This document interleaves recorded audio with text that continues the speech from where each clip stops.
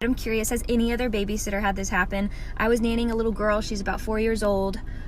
We get back to the house. I picked her up from school. We went to the park. It's dark out now.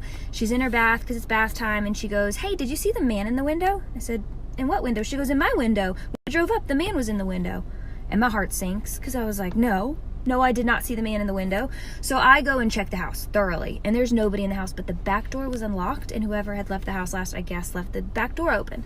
So that was a little weird, but I didn't see a man. So I go back in, I get to the bathroom, and she goes, "The man's in the hallway now."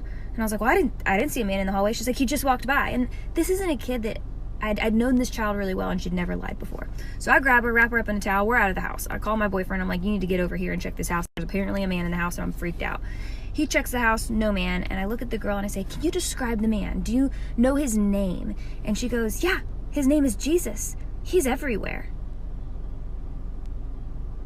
So my daughter Savannah is epileptic, and most of y'all know this by now. And when she has grand mal seizures, which doesn't happen very often, like it's a production, right? Like she makes noises, there's warning signs, and then she drops, seizes, goes into her tonic-clonic phase, and then goes to bed for a few hours, and then she wakes up, she's totally fine. Well, listen, I was just in the kitchen talking to Savannah. I was putting a little Uncrustable in the toaster for my son, and she stops talking to me mid-sentence, no warning at all, and just drops. And I'm like, whoa.